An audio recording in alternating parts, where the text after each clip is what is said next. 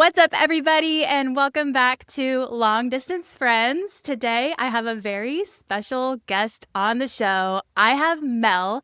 Some of you guys have probably seen her on Instagram or on TikTok at Sweating at Nap Time. She's a working mom who wants to sweat, HR lady most of the time, core power yoga instructor sometimes, and mom all of the time. So, Mel, welcome to Long Distance Friends. Yay! Thanks for having me. I am so excited that you're here today. I've been waiting to have you on forever.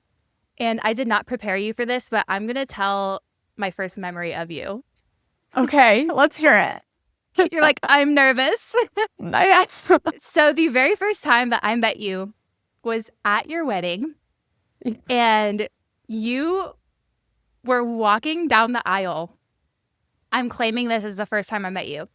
And so we were strangers, like my husband, like we both married into the same family-ish, right? Yes. But had never met you. You were walking down the aisle and you looked at me and you gave me the biggest smile. And I was I like, remember oh, this.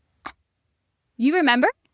I remember being really excited to see you because we had gotten engaged around the same time because our husbands, they're cousins, right? Yeah. Sean's mom, our husbands are cousins. And I remember we got engaged around the same time. So I feel like, I think we were following each other on social media. So I feel like we were like walking through this journey together. Do what I mean of like being engaged and like planning a wedding and just being in that same phase of life. And then I remember seeing you in person for the first time. You were like right there. And I was like, oh my gosh, it's Anna.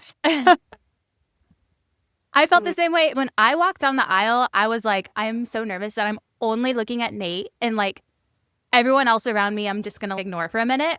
But you took the time to like I wanted to take it in.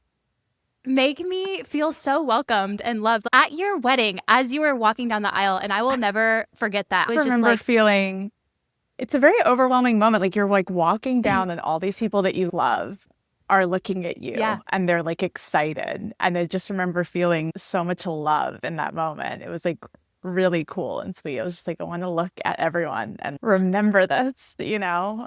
And it helped that we'd have like a huge wedding. So it was like, I felt connected to every person there. Yeah, I just got chills. I love that. I had a moment at our wedding because I remember somebody saying that where it's like, your wedding day is one of the only days, maybe other than your funeral, where everybody you love is there and how special that is. And so I was like, oh my gosh, I want to have that moment. So it was at the altar. Nate's dad officiated our wedding. And I was like, can you? Yes. Did he officiate ours as well? Yeah, he did. He did? I swear he did. I think so. Yeah. I love that. Totally forgot about that. But I was like, can you please have a moment where we just get to look out at everybody and take it in? And we have a picture of us looking out at everybody. And it's one of my favorite pictures because I was like, this is so special. No. Anyways, that was my first impression of you. And I was like, she's such a genuine, warm person. Oh, thank you. So you have been just crushing motherhood lately. I true. I'm glad it appears that way. You have your hands in a lot of different hats right now. But one of the things that I have really enjoyed and sort of learned in motherhood is in some ways you kind of can't just be a mom because there's all these different parts of yourself that you need to foster and grow because you're a whole person. You're not just a mom. And so it's been really cool to watch you like grow and invest in all of these different sides of yourself, from teaching core power yoga to working full time and being kick ass at your job. So walk us through what a typical day or maybe week, whichever one would be easier. What does a typical week look like for you right now, like in this season? Oh my gosh. I don't even know. I think I swear that's the key is you need structure, but you can't have that much structure. So like, I never know when I'm going to work out when I wake up in the morning. I'm like, we're going to go when we have a moment. And it's like Sean and I are now, obviously, Sean and I both work from home. So having that factor immediately is like a lunch workout's an option, or throwing in a load of laundry during the workday is an option. I thought Sean went into the office because he's in No, he's development, right? remote. Yeah, he's in sales, but he's Okay, remote. cool. So and that's like a newer thing. I think that's last few months he switched jobs and now he works remote sales, which is like amazing. But our kids are in school, like a normal school day now, which is great. So, between those hours, I feel like a bulk of our stuff gets done. Like Sean does a morning workout. I try to do a lunch workout during the day. And it's very dictated by our work schedules too. That's the catch with remote work is I'll work at 6 a.m. There's a lot of mornings that my kids will come into the kitchen and I'm in my office and they're like, hey, and I'm like, good morning. Sean works nights and I'll work nights or weekends or whatever needs to be done. We're going to jump on. The flexibility goes both ways. I think I learned quickly, like with my first, I was so obsessed with nap schedules and feeding schedules and not deviating ever. And I think a lot of new moms go through that. And then I think there is obviously importance in structure, but I also had to not take it so overboard that I made myself so structured that any difference threw me off. Yeah. So I know for sure during the day that I'm going to make my kids lunch, their breakfast, I'm going to work, cook dinner, put them to bed. And then what I do in between that time is very much like spur of the moment. So if I'm like, I don't have anything during lunch, I'll go take a class. Let me go do it. And Sean's like an equal partner. So I get a lot done because he does a lot. So that's truly the key. Does more than me. Sean is just, can we have a moment for Sean? Such a great dad. Honestly, both of our husbands, such great dads. I saw a video that he posted on his social media because he could sort of has his own little following too, and it's the best. He's like, just figure it out. Figure out how to help. Figure out how to change a diaper. Figure out how to make a bottle. Just dive in and be helpful. And it's so sweet to see dads. And I think a lot of there's some shift generationally in our generation of dads becoming more hands-on. I just love to see it. Yeah. Well, and I think a huge credit to Sean's mom too, because she had a huge career. Sean's dad, they had less traditional roles in the sense that she had a very big demanding career. And I think Sean growing up that way, it was very easy for him to then step into that role as a dad himself and to support. He didn't have to come around to the idea of being like, okay, yeah, you have a big job and I'll help support. He was like, yeah, that's fine. We're in this together, whatever I have to do. I think growing up with that in his house, it was normal to him. That's what was modeled for him, the norm. He saw women, in the workforce. And his dad cooking and doing more of the home stuff and was like, yeah, this is fine. I can do it. And it's I think I had to let go a lot too of my expectations of doing things my way. So when I teach Monday night, that's a really demanding time for Sean. He has to be with the kids from 4 to bedtime. And now they have their Chick-fil-A night and they make it their thing. They have their own little routines that are they the same as my routines? No, but it's fine. They're happy and they're fed and they're well taken care of. And it may not be exactly how I would cook a meal or do this or that, but they're very happy. And I have to let him be the parent that he is versus being no, you have to do it this way. There'll be times when Nate's in the military, in the Army, and he will be gone for a week at a time or sometimes a month at a time. He just got back from being gone Monday through Thursday. Last night, it's just fresh in my mind. He was putting Emmy to bed. And I was like, because I do it so often, I'm like, oh, she really likes to pick out her own sleep underwear. And I'm like, Anna, just shut your mouth. Let him They have their own thing. Let him have their thing, and that's okay. And it's beautiful. That's amazing. It does not have to be my way. And it's hard to kind of let go of that sometimes when you've been in it with the kids and you're like, okay, I'm gonna because that's kind of how you survive is you have your things, you know what I mean? Yeah. So much beauty in letting go and letting them have their own thing. Yeah. Well, and I think there's sometimes some superwoman syndrome, especially in working moms of I'm going to do it all. I'm not going to have any help. And I'm amazing. Yeah. And sure, we can do that. Is it sustainable? No. You need help and you need to say yes to help and yes to people doing things differently. Otherwise you're going to burn out and lose your mind. Agreed. So switching gears here. When I was pregnant with my first, I called you in an absolute panic because I was like, oh my gosh, I am like 30 weeks pregnant. I have chosen to work for a company that does not have maternity leave.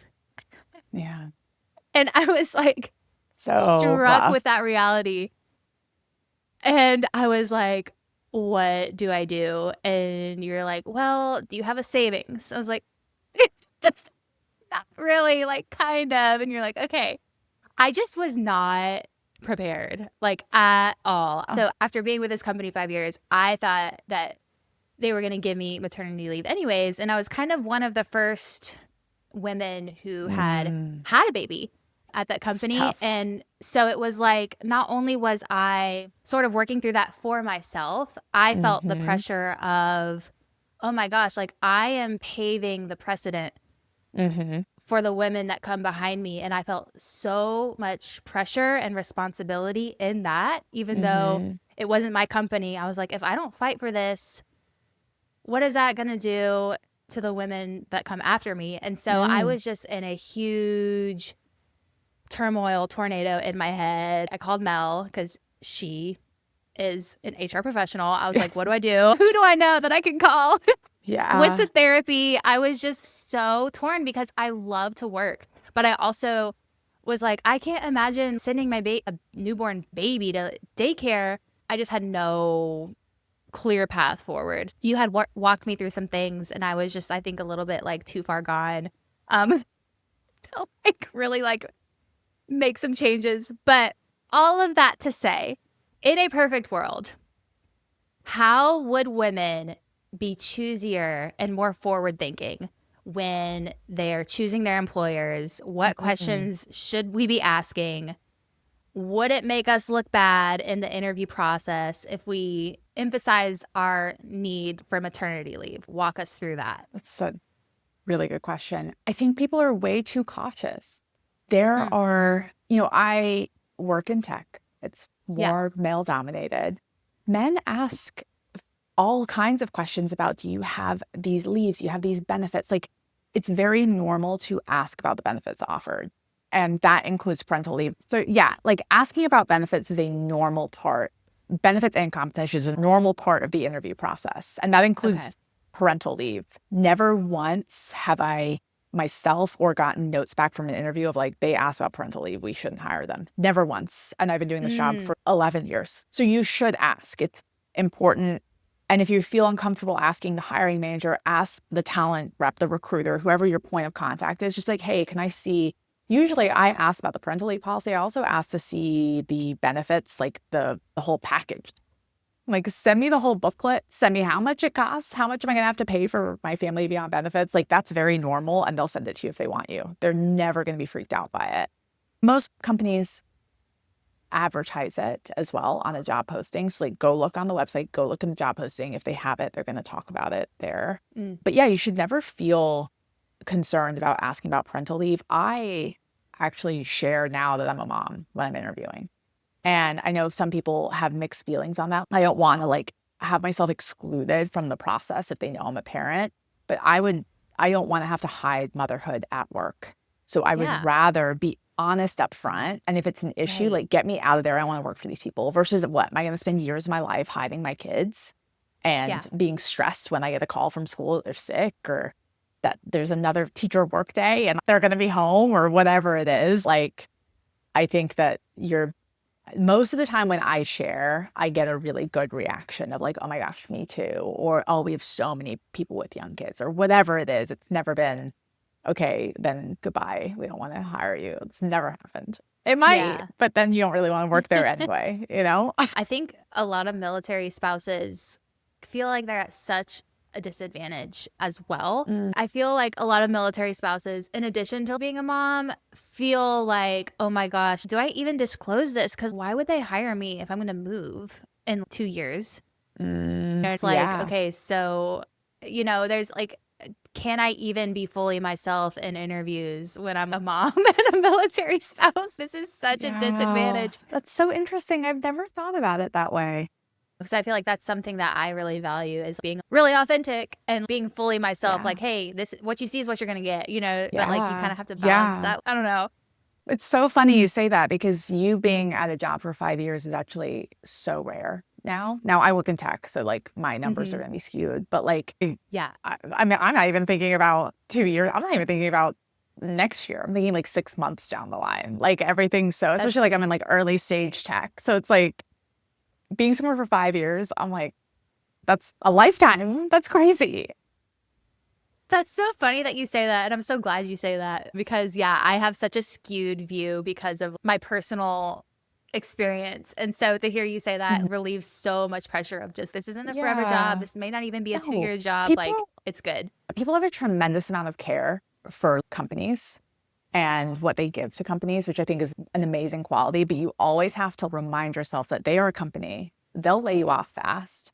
They'll reorg fast. They'll do all these things fast. And like, you shouldn't lose that quality of care and being loyal and wanting to show up well or leave well or whatever it is. But it's also an important thing to not over prioritize the benefits of the company and think like 2 years down the line, you know, it's like people who are saying like, well, I'm planning on starting a family in 2 years, so should I switch jobs? Yeah, do what you need to do. Don't worry about that. It's fine. And I have hired people that have left in 3 months, and it's fine. Everyone figures it out. Life moves on. Companies survive. It's totally fine.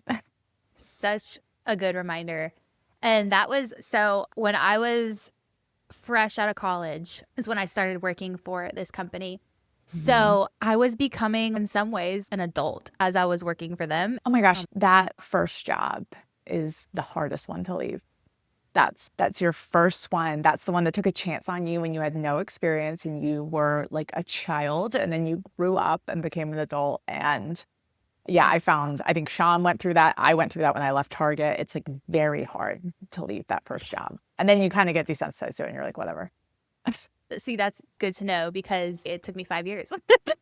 I remember being so scared to quit and to submit my resignation. Like I was terrified. I cried. I had a boss who was amazing. I still talk to, and I remember him telling me like, you are so replaceable. And he was like, I mean that with all the care in the world. You just have to remember that these companies view you as so wildly replaceable. So prioritize yourself. Okay. Good reminder.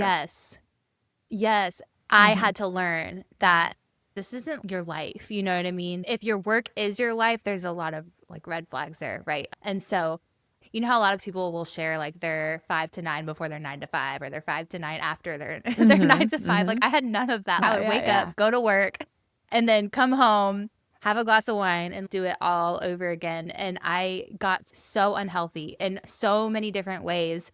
And I had to come to that realization where I was like, if I die or if something were to happen to me, I would be replaced in like 2 weeks. Such an anchor and a freedom, and really like resetting that priority and looking at that in a different light. So that was very meaningful to me as well. Yeah, I think like calculated hours and calculated hard work is an important skill to learn. I think oftentimes more junior people will like, everything's a fire and they will work all hours all the time. And like I've gotten heat on social media for working long hours. People are like, oh, really? I log off at 5 no matter what. And I'm like, I guess, but you know what? There are times that if I have a payroll issue, I'm working at whatever time because you want to get paid. And like there are certain things that as I've matured, I've realized, okay, what can I wait till tomorrow? What has to be done right now? And I have to stay and get this done. Once you can figure out that balance, then you avoid burnout. Just like when there's a lull at work and things are a little bit quiet, lean into the quietness and say, okay, great. I'm going to take a break, because when things ramp up, I'm going to be able to like be there for an excessive amount of hours or whatever it takes to get work done. I think I'm really lucky now, especially now my boss is a very calibrated person in the sense of only urgent when there's a true fire, and everything else is like, it's fine. We'll deal with it tomorrow type of thing. So then I can save my sanity. Yeah, exactly. And it's not like we're first responders or a brain surgeon, you know what I mean? Like most of the time. But people do care about their money, and they care about no one's dying. If they don't get their paycheck or that paycheck's wrong. True. They might come after me. Oh, yeah. That's the only shine. That's why, like, Yeah. I always have maybe this is unhealthy, but if I'm on PTO, I'll still have my notifications on for stuff like that, where I'm like, it has to be done. It has to be addressed. Yeah. And it Yeah. is what it is. That's like the nature of this. That makes a lot of sense.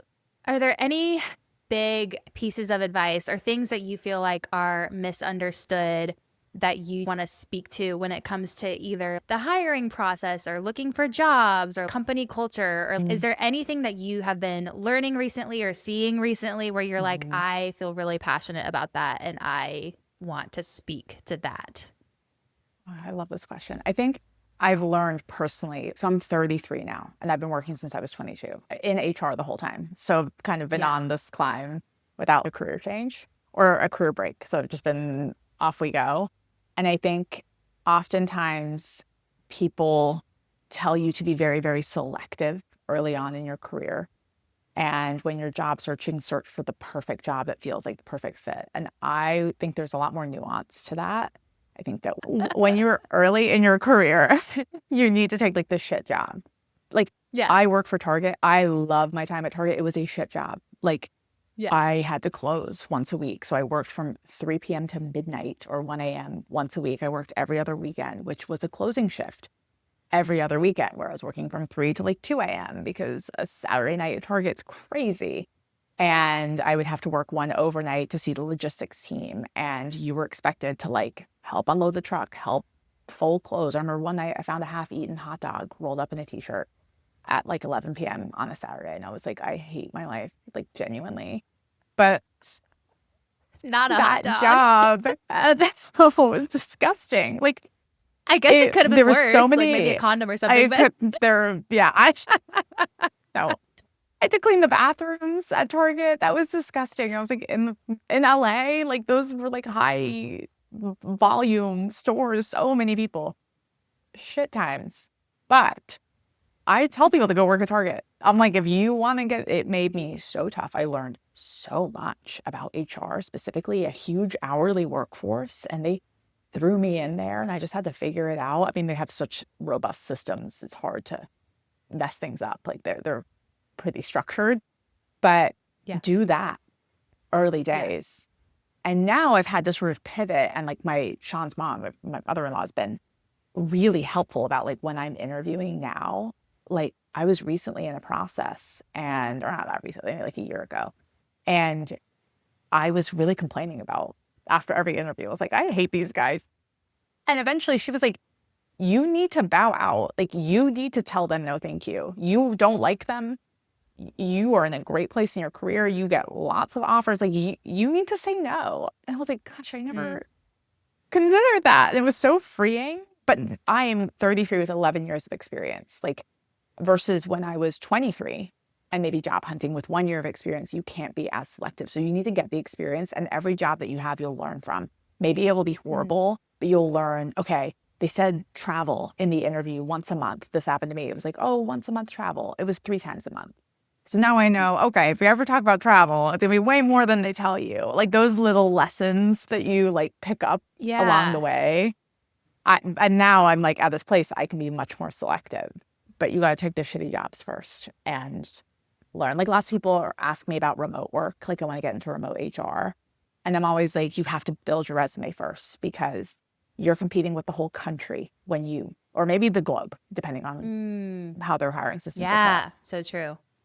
But if you go in person in a retail store, not a lot of people want to do that job. So then you're more likely to get it. You're more likely to get the experience. You will learn so much. And then you do that. So I did retail and warehousing for almost 6 years. Then I pivoted to remote tech. And I could get those jobs because I had a really great foundation versus being with no experience. And, you know, and I think also I tell people this a lot because I've been laid off twice with job hunting in like an urgent sense. You've got to do spaghetti at the wall. You have to apply to everything. Like volume is the key. Be selective when you get multiple offers and then decide, okay, which one do I want to take? Don't be selective. If you are in dire need, like I'm talking like 10 to 20 jobs a day, just start throwing your resume out there. You don't need to curate it. You don't need to write a cover letter for every job. Just throw applications out there and then you'll land something fast. Yeah, I'm so glad you are talking about this, because one of the things that I have seen you post on your socials is your literal spreadsheet of hundreds of jobs where you're like, okay, these are the jobs I applied to. And then you have it color coded. So walk people through what that Excel spreadsheet is. So I basically use that to refine my applications. So when I start applying, the first time I got laid off, I just started applying to everything. And I was lucky, I was the head of people at a startup, and they were laying off a group that included the head of people. So I had to execute a layoff and then include myself, which was really weird. But I had some leeway, which I guess I knew for about 6 weeks. I didn't get severance. I just got 6 weeks worth of work, kind of a heads up. So I was just like, okay, we have to. So I just started I cast a really wide net. I just started applying to everything. In my spreadsheet, I would track the job title because there's some variances with HR, as with any job, like slightly different types of jobs that I'd be qualified for all. And then I would track how long the job was been posted for and if I was qualified for years of experience. And then as I was applying to a ton of jobs, I would see where I was getting hit. And then I was like, okay, the VP of people with 15 years of experience minimum, no one's getting back to me. So let's stop applying for those jobs. But the senior HR business partner with 10 years experience, I'm getting lots of responses. So let's keep applying to those. And then that would help me with the spaghetti at the wall. It doesn't stay that way forever. It helps you. Because oftentimes you'll hear people say, well, I'm applying a lot, but no one's getting back to me. And I think if that's happening, it's time to do some self-reflection and be like, okay, what am I applying to? Are you a marketing person that's applying to software engineering jobs? I mean, that's a very aggressive example, but perhaps you're not hearing back because you're not qualified for these jobs, do something. And I think tracking just kind of helps. You need a pivot job before you make that jump. Exactly. And I think if you find yourself applying to a lot of jobs and you're not receiving responses, you need to track one to see how many jobs you're actually applying to, because you may think you're applying to thousands and it might be 10 a week. And then look at what you're applying to, because it feels like a lot. If you're not tracking it, you're like, I've been doing this forever. And then you're like, oh, it's not that many. And then look at what you're applying to and look at yourself. Yes, exactly. Because the job applications take forever.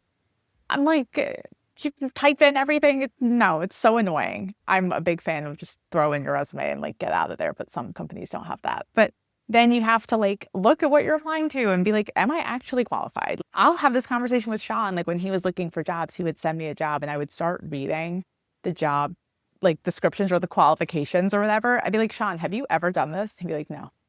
I'm like, you're not qualified. And they'd be like, okay, fair, fine. But it's also a fine balance. Love the confidence, though. Well, that's the thing. There's statistically, men will apply to jobs that they are not qualified for.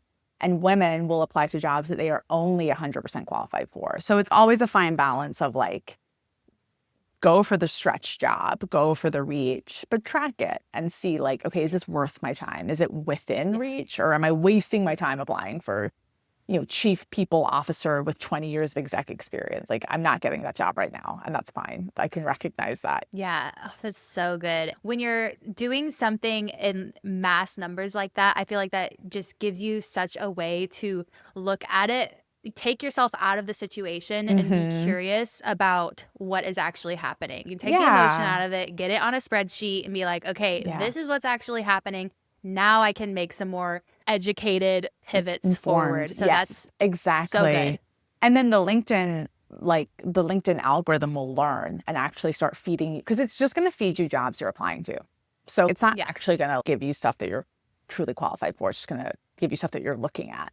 So then it will help. You'll help train the algorithm to give you jobs that you want, and then you'll be able to apply, faster or whatever. Yeah. And I would say LinkedIn networking, in my opinion, you don't need to do. You don't need to start DMing people randomly on LinkedIn. Is that officially outdated? I don't know if it's outdated. I think sometimes, okay, I would say if you're going to do it, do not use the template that LinkedIn give you. It's hi, Anna. Right. I just saw your job posting for Chief People Officer.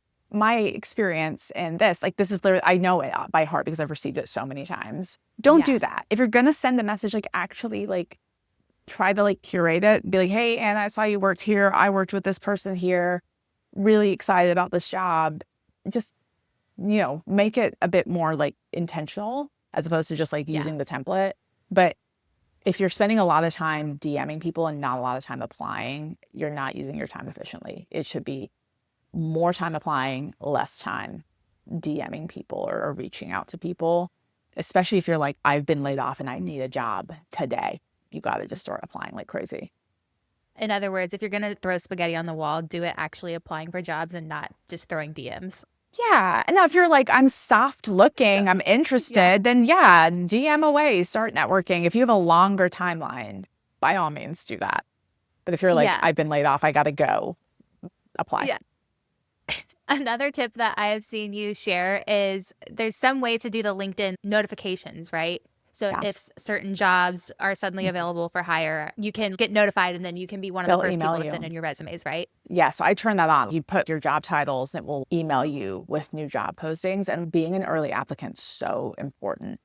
People talk a lot about getting past the AI screener and all these kinds of things. But to be completely honest, I haven't worked with any teams that use strictly an AI filter. There's usually a recruiting team. I can't speak for every company, but I think something more helpful for applicants is to be an early applicant. So once the job's posted, within the first 24 hours, most likely a recruiter's going to look at that resume. Now, are they going to call you? It really depends on if you're qualified.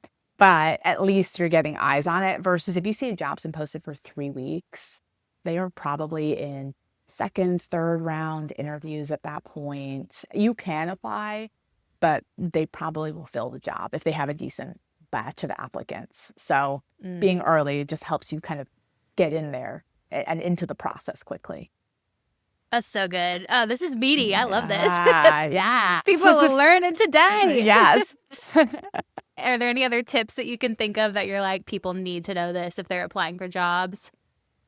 I think I'm obviously more skewed to early stage tech, but if you see a comment box, like, why are you interested in learning with us?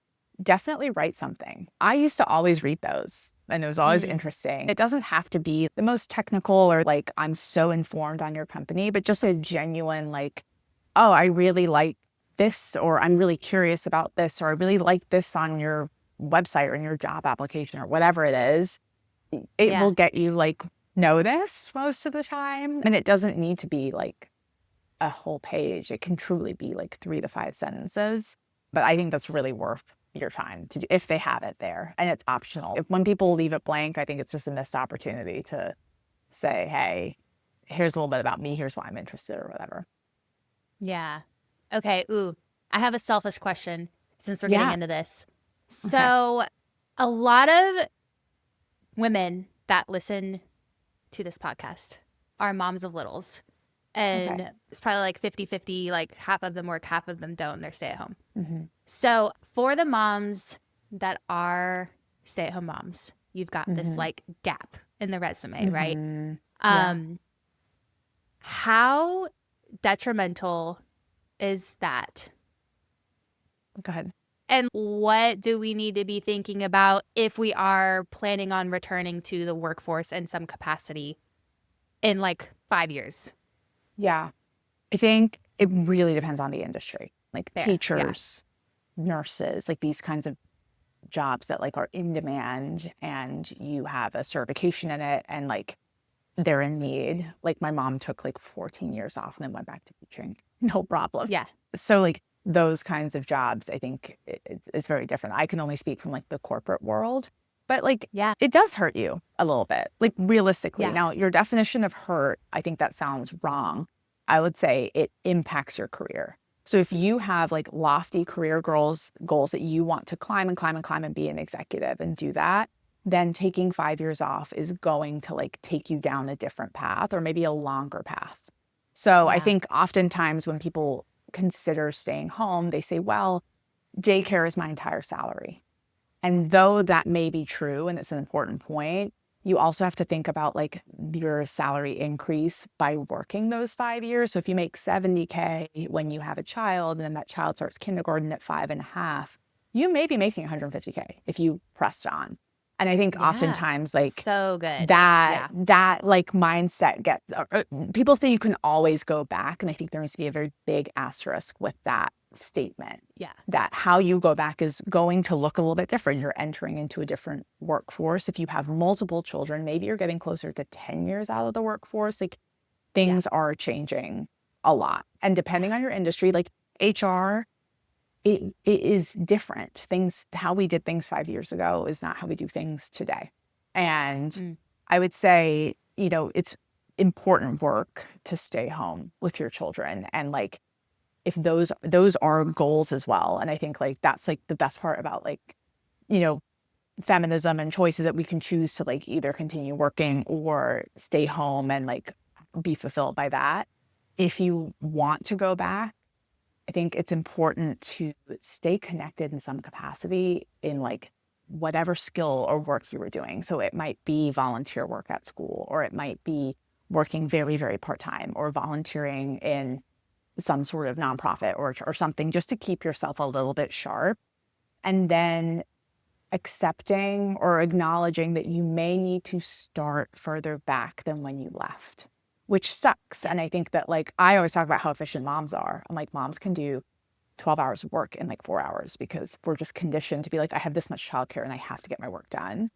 And I think there are people that will see value in that, but you may need to go back a little bit and take a position that you might feel overqualified for just to get your foot in the door again. But you can rise up very, very quickly and say, okay, I'm going to do this for a year and a half and I'm going to jump because I'm so sharp and I'm going to get sharp again and then move on.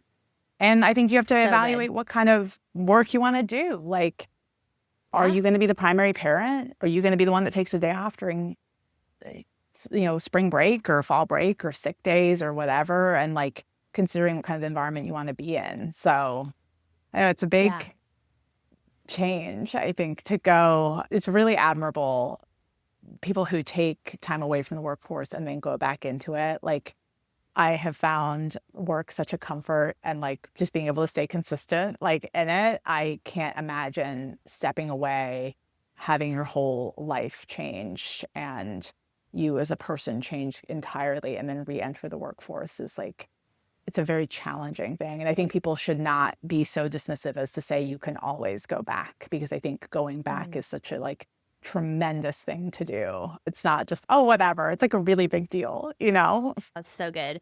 That's definitely a perspective I've never heard before, especially what you're talking about with the salary gap. And like, yes, you're only paying for daycare, but you're also keeping that your trajectory. You're keeping your trajectory. So when you do go back, or like in 5 years, you're getting paid like maybe 150K and not 50, right? Absolutely. It's like, you know, I'm very lucky that I have a Sean that is like, there were times that I was working from 7 a.m. to 11 p.m. and Sean was ready to roll. Not everyone has that kind of support either. So I was very lucky in that sense. We love Sean. I know. Yeah, and I also really appreciate like the hope that you hold there too, because even though that might be like a hard pill to swallow for some people, like, oh, that might be trickier than I thought it was going to be, or I wasn't really thinking about it that way, like in the mind of a stay-at-home mom, there is still hope. Oh, absolutely. Still have contract jobs. You can still get your foot in the door, get that experience. Absolutely. And like you said, you are going to be so much more sharp, have so much experience, have such a perspective. Like you've grown and changed so much as a person that when you do go back in, like I'm sure it will be exponential.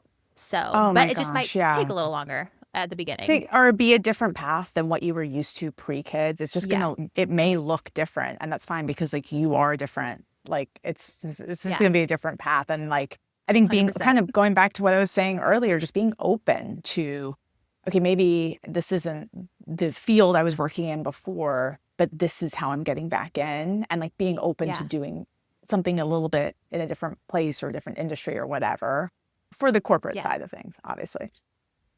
Yeah. Aw, love that. Thank you so much for sharing that expertise. It's just so good. For anybody not following Mel, definitely go to Sweating at Nap Time, and she has so many great tips for a lot of things, not just HR stuff, like one-pot meals. If you can learn so much. Yes.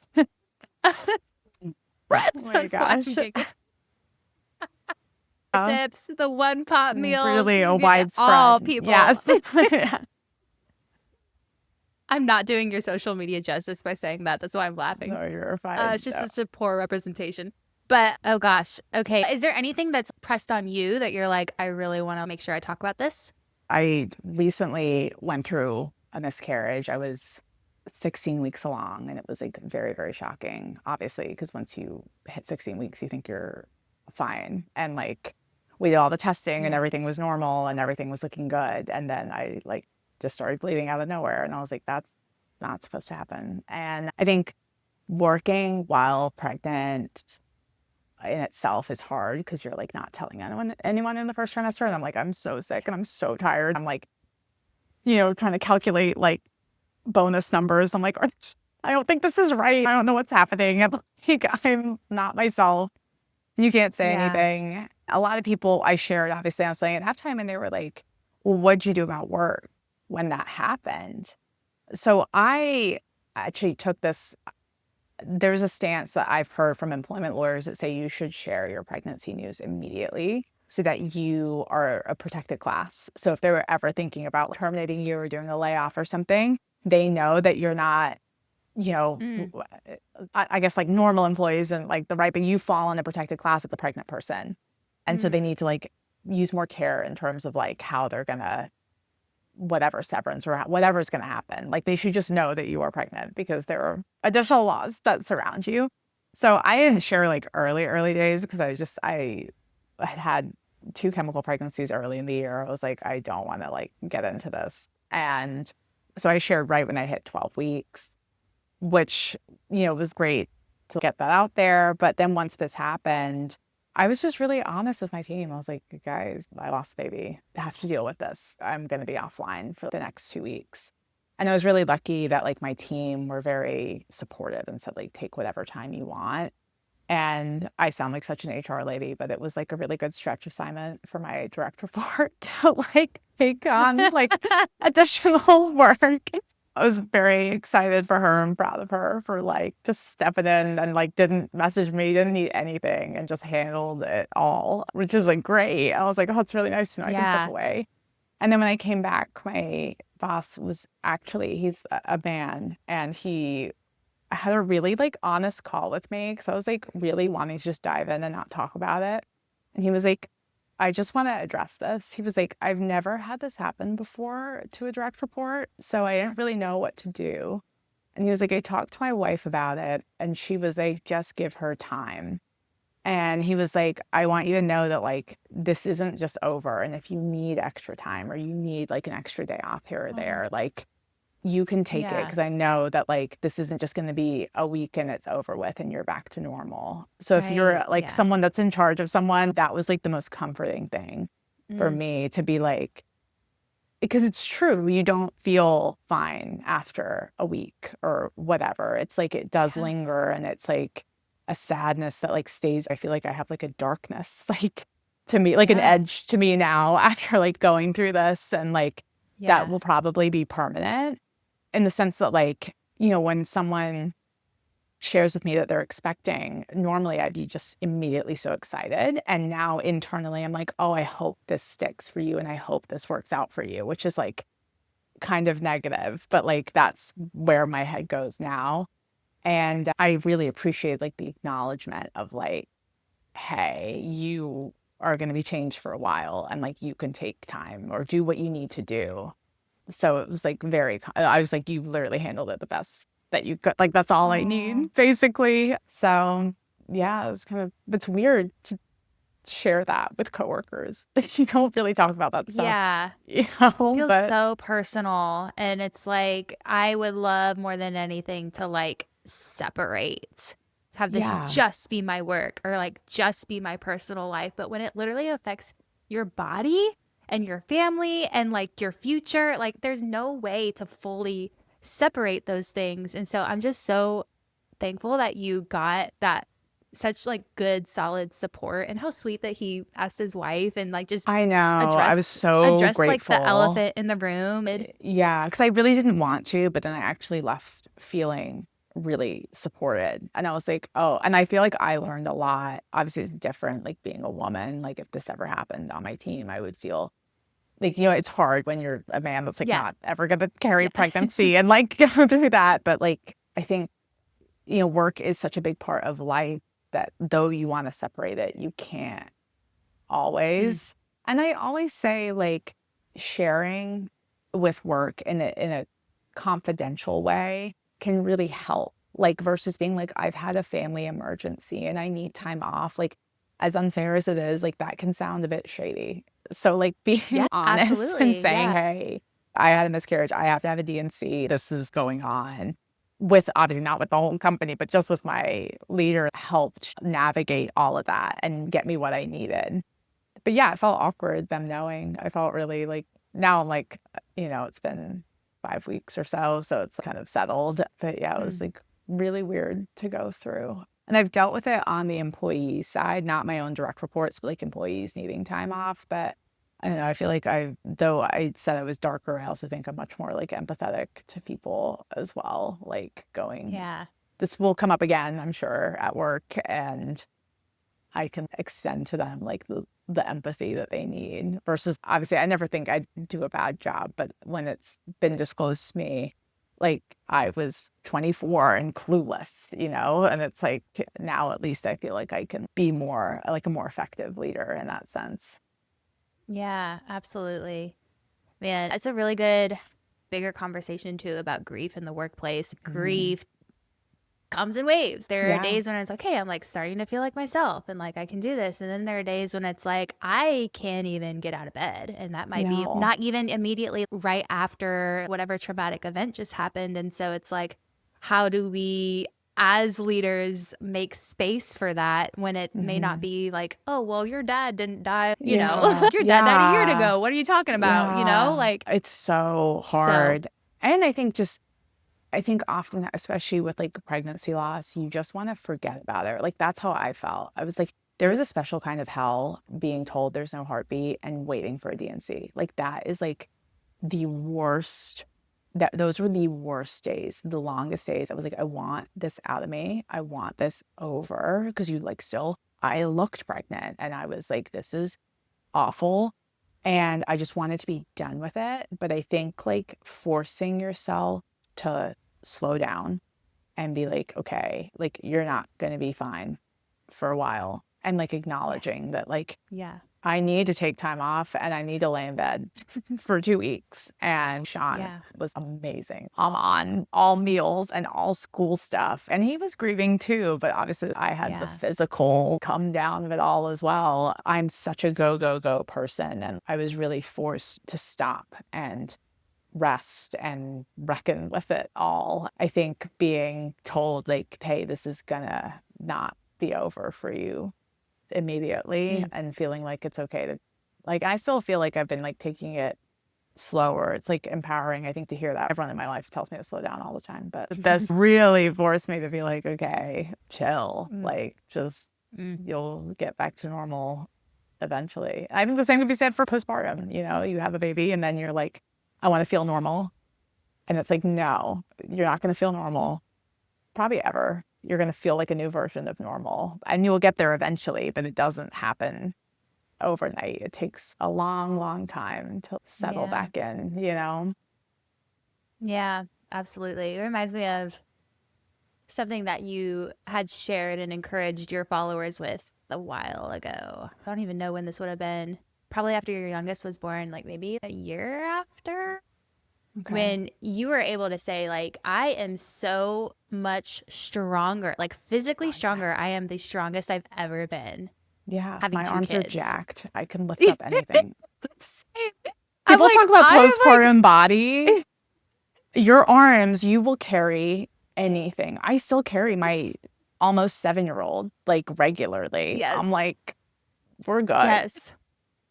My 10-month-old, I am carrying her around always, like 20-pound weight. You're just doing whatever you have to do. You got a 20-pound weight in your arm at all times. I'm the strongest I've ever been. But it's just so good. I never expected that going into motherhood. I always thought that I would hit my peak and like, you think you hit your peak in like high school or college because that's when you're like the skinniest or whatever. And no, like I am stronger than I've ever been. I feel better than I ever have. And I love that you like paved the way with that and making that a norm and saying like, hey, you can look forward to this. Oh my gosh. Anyways, that was and so there's cool like a to see, wisdom and I'm that comes with now. it. Yay.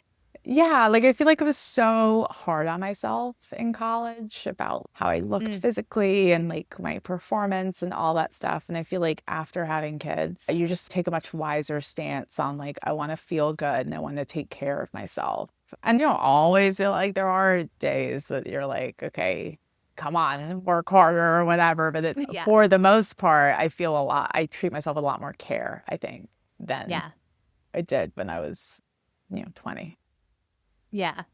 It's so good. Well, Mel, thank you so much for just coming on today, sharing your stories, sharing such great advice with all of our listeners, and more importantly, just like being yourself and being real and raw and authentic about like what you've been currently going through. And it's just been such a joy. Do you have lasting thoughts, final pieces of advice? Oh, I think just like if you're a mom, like you're doing great. You're probably doing so much better than you think you are. So, tell yourself you're doing great.